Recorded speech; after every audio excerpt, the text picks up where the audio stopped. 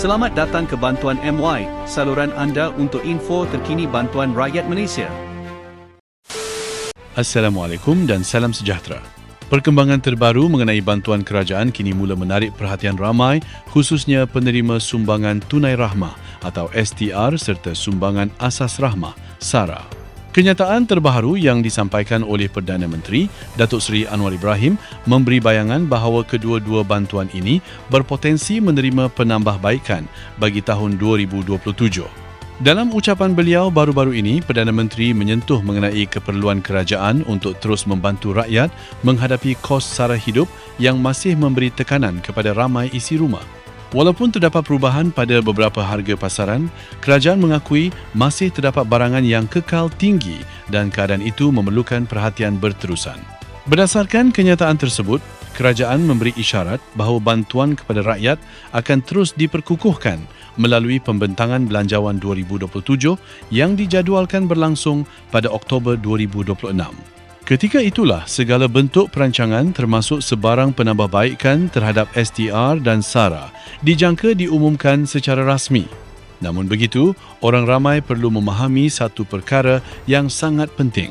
Kenyataan yang disampaikan oleh Perdana Menteri adalah merujuk kepada perancangan bantuan bagi tahun 2027 dan bukannya melibatkan pembayaran STR Fasa 3 atau STR Fasa 4 bagi tahun 2026.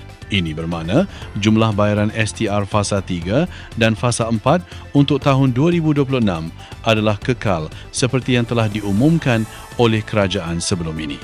Tiada pengumuman rasmi mengenai pertambahan kadar bayaran untuk baki pembayaran STR tahun ini. Oleh itu, orang ramai dinasihatkan supaya tidak terpengaruh dengan dakwaan atau maklumat yang mengatakan akan berlaku kenaikan bayaran bagi Fasa 3 atau Fasa 4 kerana perkara tersebut tidak pernah diumumkan secara rasmi. Apa yang boleh dijangkakan ketika ini ialah kemungkinan kerajaan akan menilai semula kadar bantuan, syarat kelayakan atau kaedah pelaksanaan STR dan SARA bagi tahun hadapan. Sama ada penambahbaikan itu melibatkan STR sahaja, SARA sahaja atau kedua-duanya sekali, semuanya hanya akan diketahui selepas pembentangan belanjawan 2027 nanti.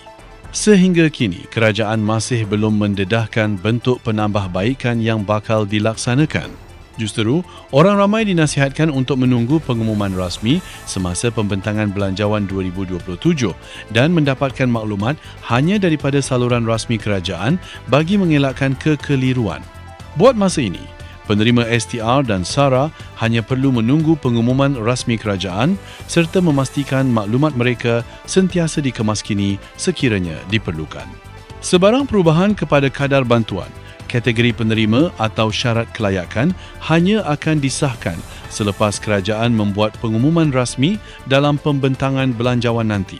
Terus ikuti perkembangan semasa kerana kami akan membawakan maklumat terkini sebaik sahaja pengumuman rasmi dibuat. Terima kasih kerana menonton. Jumpa lagi di video seterusnya.